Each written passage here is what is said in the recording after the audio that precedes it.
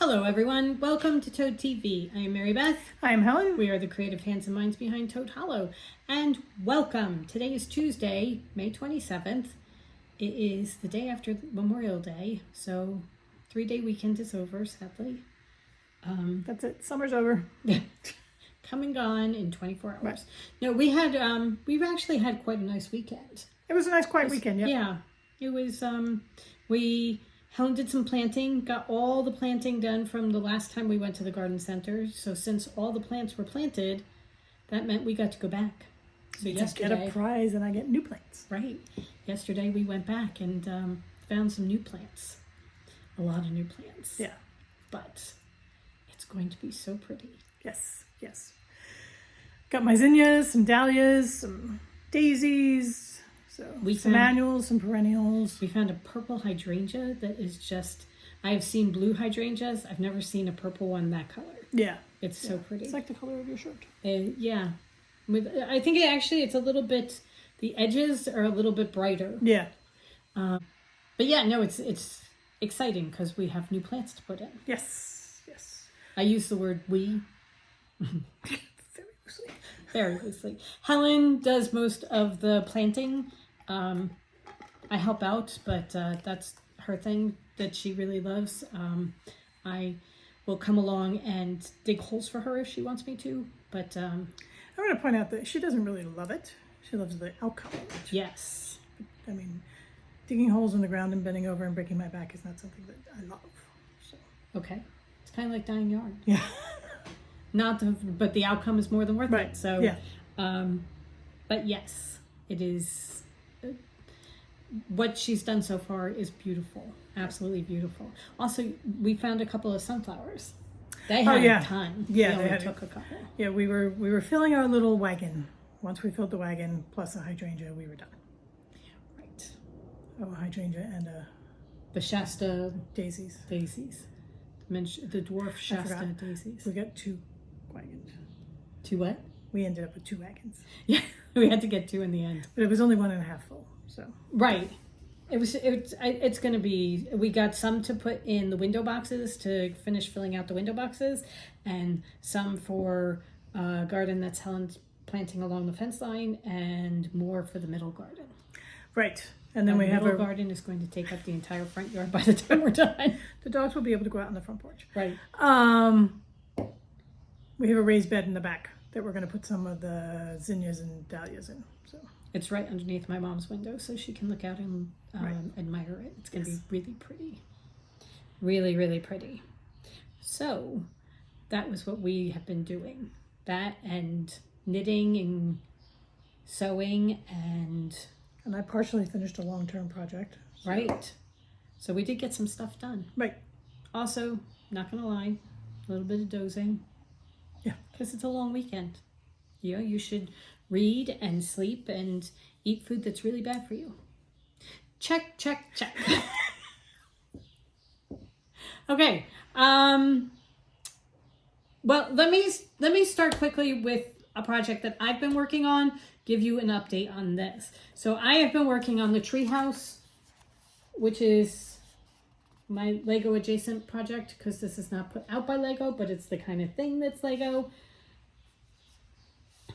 I was so excited about this. I was really, really excited about this, and I've been working on it for about, 2 weeks?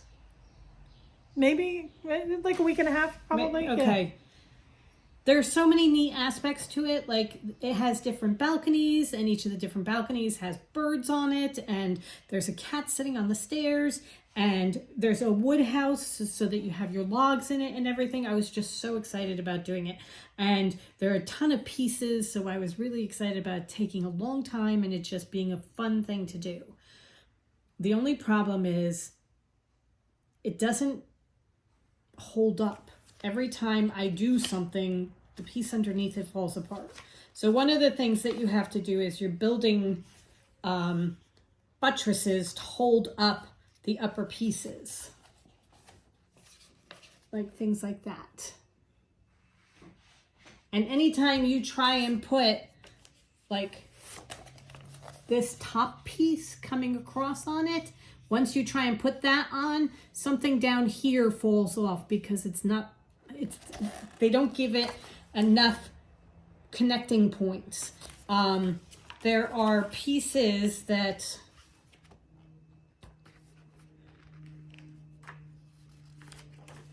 come in like right here, this piece that you're attaching here. It's attached by one small thing. So if you bump into that the wrong way, the whole thing falls off. And when you're doing things where you're getting, I got to the point where I had the entire base put together and I had started putting on the balconies. And I actually had all 3 balconies on with all the different pieces. And then I had started putting this together to put on top of the balcony that's going to hold the next layer of the treehouse. And every time I tried to attach that to this, everything under this balcony fell off. And then you had to go back to the beginning because it's lots of little pieces that disconnect from each other. And then you have to figure out how they go back together. So you have to go back to the beginning, re-put together that entire piece that was holding up the balcony.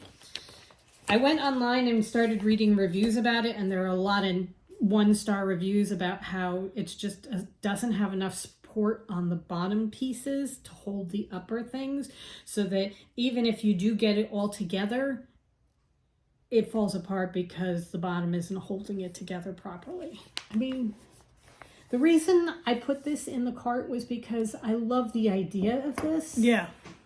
And it's such a great thing to have, like a treehouse, and there are things inside it, and all the animals and the flowers and everything. It's a perfect treehouse for the hollow. It is. I was so excited about this, and I got to the point where I was putting together the same buttress piece for the 5th time, and it's just, how many times do you do this before you say it's not going to work? You know, shoot, there were several times where you were practically in tears. Like very close. Yeah, it's on frustration level. Yeah, because I want to be able to make this. It's just I cannot do it with the pieces that they have.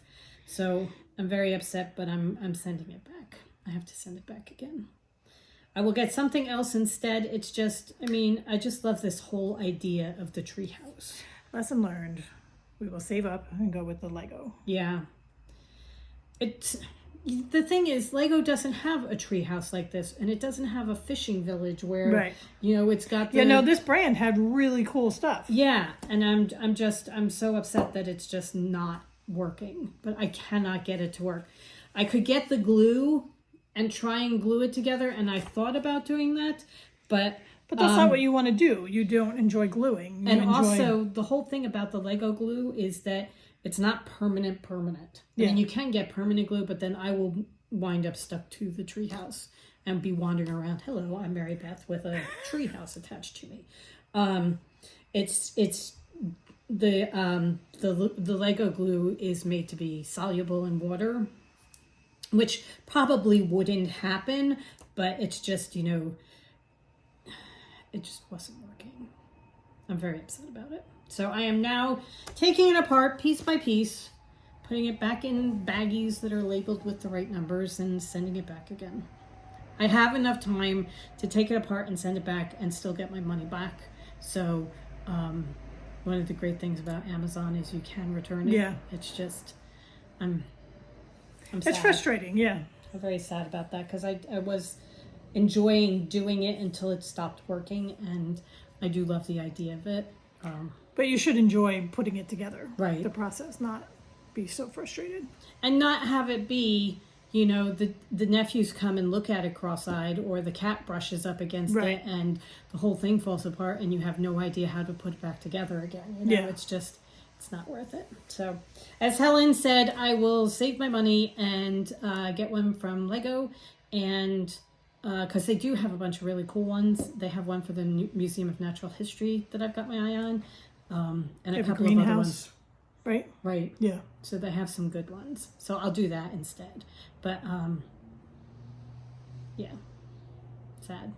But it's a shame. It is. I don't regret the time that I've spent on it because I enjoyed it while I was doing it for the most part. So it's not that I begrudge the time wasted on it. It's just, I want the finished product. Yeah. That will stand up. Anyway, that's my big sad story. Boo-hoo. Anyway, moving on. Okay.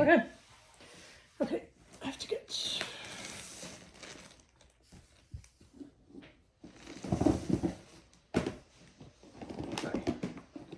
I don't know why I'm apologizing to you. I'm the one that has to edit it. Where's the book? Is it over here?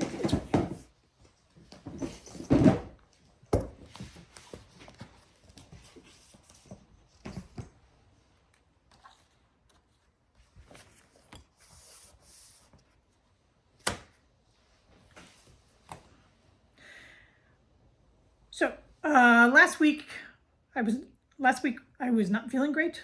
I had a bit of a stomach bug, and in a moment of weakness, I bought an ebook from Tales of Cloth, who is a English paper piecing designer from Australia. She designed my mandolin quilt that I loved putting together so much, and it's her Hexie handbook. So she's got 15 quilts, all based on the hexagon format. So I bought the book. I was looking through the quilts, and I decided that I would start with the very first quilt, and that was what I was going to do. Cool. Which is pretty much 3-inch hexagons that you use from your scrappy fabrics and sew it all together. And then I thought, you know, I should probably finish one of the ones that I started because I was thinking to myself, oh, look, you bought a book on English paper piecing, sort of like this book by Tales of Cloth that you bought back in 2021. Is she Tales of Cloth too? Is that? Yes. Oh, okay. All right. And back in 2021, I started the rosemary quilt, which is this. And these rosemary flowers, you English paper piece the flower, and then you applique them to the background, and then you machine piece the rectangles all together. So it's a great intro to English paper piecing because you just have 9 flowers that you put together, not the whole quilt is English paper pieced. So I had started that back on January 2nd, 2021, because I have a little card. This is when Meredith and I were doing our projects like this. So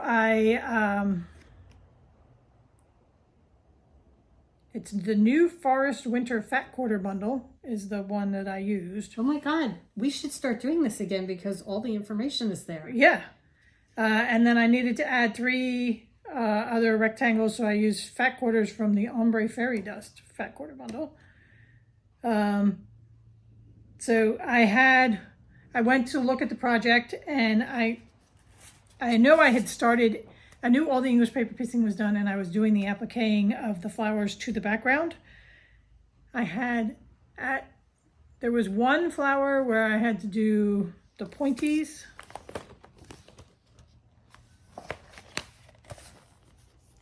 So I had to come up here and do this end, and then there was one flower where I just had to do this side and that side. And that was it. The appliquing was done, and it was ready to be pieced. So I finished that up this weekend. I laid out all my pieces, decided what order I wanted them in, and then on Sunday I sewed it together.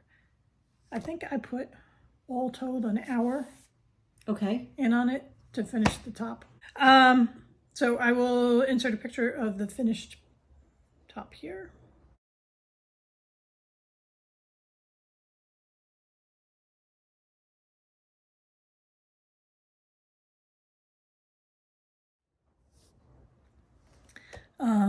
I love it.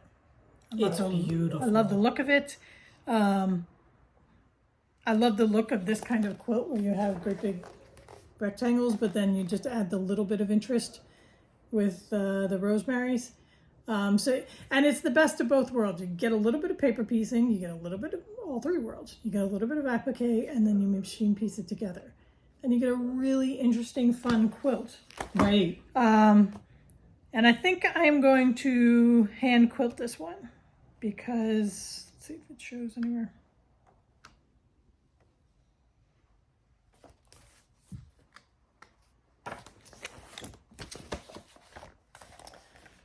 You can, I don't know whether you can see it.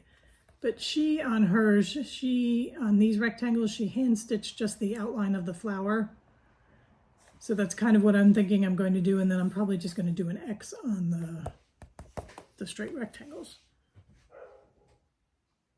But again, it's a great start to try hand quilting something because it's not that much. Right. Nothing too intricate or anything like that. Oh, it's going to be so pretty. Yeah, and I'm just excited to have it done. And we have a burnt orange fabric that I'm going to use as the backing for it. So that it's keeping with the fall wintry colors. And at some point I will do all that. So I'm thinking we're going to have to get more library cards. This really was great to go into the project box and be like, oh, look, I even know exactly when I started it. Right. I love that you wrote down what fabric it was, so you know exactly what fabric it is and everything. And I mean, that's great. I mean, if I wanted to, I could probably sew this onto the, I won't. But I'll put it into my creative journal when I'm done. Right. And it has all the information on it. There you go. But this is a great book because this is, now that I bought the Hexie pattern, I'm like, do I do this? Because look at this one. That's beautiful. Also, I was, I need 3-inch Hexie pieces, so I was looking through our paper pieces to see whether we had 3-inch Hexies on hand. Of course we don't. We have everything else, but of course we don't have 3-inch Hexies. And then I found we have the Cherish quilt pieces. I was going to say, I can start. But we have the entire Cherish quilt box that has everything that you need to make the Cherish quilt. So that may be what I'm doing. I'm feeling it was summer coming. I'm feeling the itch to pick up English paper piecing again. Okay, cool. So, that's very cool. Yeah. And we have all this fabric. We do. We have lots of beautiful, beautiful fabric. And the AccuFactum fabrics are like perfect for something as I hate to use the word precious, but as precious as an English paper piece quilt. Yes. Time consuming, so you want it to be really good fabric and something that you love. And when you look at it every time, it's just like, oh, I love this fabric. Right. Which is not necessarily the case with the Toulouse bloomers that I started. And I got a lot of blooms done, but I don't like the fabric. So every time I look at it, it's just like, oh, now I have to go get more of this fabric. Not from our stash, not go get it. So it's just, okay. I don't love the fabric the way I loved picking my pieces from Garden Party for the mandolin. So yeah. Maybe you just say, okay, I got a whole bunch of sewing practice in, and those blooms. That's kind of what that's the way I'm looking at it. I do like the Toulouse bloomer, but I'm really feeling more softer fabrics than Tula right now. Yeah. So everything is an ebb and flow. Yeah. We were all things Tula, and now I'm all things other things. Well, and it's true. It's you get really excited about the Tula fabrics, and there is still the Curiouser line that I adore with every part of my being. And the Tiny Beasts. Yeah. The Tiny Beasts I'm okay with. I don't feel that way about it. The Curiouser does that to me, and what is it? It was one of the Deja Vus, the Three Witches. Oh, okay. Nightshade? Nightshade? I think it's Nightshade, the Deja Vu Nightshade. Those two lines I adore. Like almost every piece of them I love. And for me, it's line work and the Tiny Beasts were the two that I love. Yeah. Other than her old stuff. The discontinued. The Spirit Animals, the Bumble. The Bumble, definitely. But anyway, it's just, there are certain things that you do, and then the others, I like them. But every time I look at a project and I think, oh, what fabric should I use? My first thing is I'm going to do it out of Curiouser. Okay. And it's just, that's the first thing I always think about. So that to me is saying, this is the fabric that you really love. Yeah. The Anita Durams are another one. I was going to say, for me, it's the Anita Durams or the Riley Blakes. That are it's more the coloring of Riley Blake, but like think of the color story of Dream World. Oh, With okay. the peaches and the greens, Right. and Yes. the orange. Yes. It's that color. It's not necessarily the fabric, Right. or the characters or whatever. Although I do love Dreamworld was a good Right, one. yeah. That was a really good one. Um, However, yeah. we digress. Yes. Anyway, Completely. so one quilt top finished. Finished. Very cool. I just have to sandwich it together, which is always a chore. Right. And it's not. The big But thing I always is, look at it as being a chore. The chore is clearing the table. I was going to say the biggest thing is clearing the table. Because we fill up the table so quickly with all our crap. Right. All right, so right now we're sitting at the table right now. I have a whole section down here to the left that's all Lego that I am putting together. We have several project bags full of things. We I was have going to some say, yarn I have yarn here. We have yarn that's sitting at the end that's waiting to be dyed. We have a whole bucket of yarn that is the new collection that we keep working with, but we're not allowed to show. Right. We have books piled everywhere, a couple of journals, and this isn't bad. This is relatively easy to clear off. Yeah, usually you can't see the table. Right. So maybe this weekend, or this week sometime. we'll clear it off Yeah. and baste your quilt. Okay. Maybe I'll baste my Alice quilt and actually get something working on that. Oh, that would be good. Yeah. Maybe you hand stitch it. No. Nope. No, thank you. All right. So, do you have anything else to show? I can show my Hugo Burst blanket. I have finished the second row. This is the one that I am crocheting out of our DK scraps. So I have. I think this is the front, right? This ridge is in the back. Is in the back. No, the ridge is the front. The ridge is the front, really. Yeah. Mm-hmm. It's a Okay. decorative accent. This is my flower garden. This is Because so look pretty. at it. Doesn't it look like a flower garden? It does. It's absolutely gorgeous. Look, it's all your dahlias. Yeah. Oh my God, they're so pretty.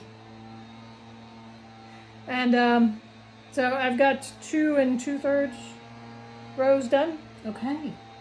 I just have to keep going at it. Beautiful. Absolutely beautiful. So that's the Hugo Burst blanket. The link will be in the show notes down below. Okay. All right, guys. Well, I think that is just about it for us today. Kind of a short one, but we are going to twist and label some yarn and send that out so that everybody who's waiting for their yarn will be getting it very shortly. Right. I think we are almost caught up, except for the advent calendars, except for a couple of orders that came in after we finished dyeing or while we were dyeing. It's always good that you take off your gloves and you're done and all of a sudden you get the cha-ching, and it's always wonderful to get the cha-ching, don't get me wrong, but then you see that somebody has ordered the squirrel in the one thing that you didn't dye, the one base you didn't dye it on, and you know, oh, we get to do this again next week. So we are planning a dye day for this week in which we are going to be fulfilling those orders and then... And dyeing up the June clubs. Right. So those will be... This is one of my favorite parts, is planning out the colors. Yeah. I love going in and finding the inspiration pictures and then planning out the colors. I think that's like one of my top things that I love to do as a yarn dyer. Then when we're done, when we're washing and hanging it, it's like, oh, yay, look, it's so pretty. Not the washing so much, because Right. 9 times out of 10 it comes out and we're like, that's not what I thought it was going to be at all. Or you pull it Or- out and it's an old color. It's like, what is that? Oh my God, there's so many times it's like, what is that? And then once it dries, it's like, oh, of course, that's what it is. You know, I know exactly what it is when it's dry, but it looks different when it's wet. Also, because it's the layers, you only see the top layer. Right. When we pull it out of the thing, and it's like, you're thinking, oh, that's got way too much gray. Right. And then it dries and it's perfect. Right. It's exactly the way it's supposed to be. And we tell ourselves all the time, trust the process. Yes. Yes. But we're going to throw in a couple more advent colors too, so that that continues. And we're going to dye up a bunch of the new yarns so that we can have them ready to take pictures, so that they will be released on June 15th and you will be able to see the new collection. We'll start releasing sneak peeks the week before. So and then it's just going to seem like we got so much done in a week. Because that week we're going to be able to show you all the stuff that we're working on right now. Right. So coming up this week, we have our Patreon knit night at 5:00 on Thursday. If you are one of our Patreon members, be sure to check Patreon, and it will give you the Zoom link. The Zoom link. This is for the $10 and the $45 level. Right. So if you are one of those members, be sure to check and see if you can join us Thursday at 5. And then on Friday, we'll be back at noon live Eastern Standard Time for our chatty one, where we get together and talk to you guys about all sorts of things. And we are going to be releasing the May clubs on Friday. So we're going to have Wayward for our favorite books, Mirabelle from Encanto, and The Cat and the Flowers. So those will all be released on Friday. Just going to say something else. Oh, I think we're talking about books. Are we talking about books? Yeah. Okay. Helen's got an idea, so we're going to be talking about books. Okay, cool. And generally books like series and that kind of thing. How you approach a big long series. Okay. All right. So start thinking about that. Yeah. Last Friday we had a great conversation about vacations and the difference between travel and vacations, and just where's your favorite place to go. It was a lot of fun. Yes. And we had a lot of people joining in and telling us all great places to visit.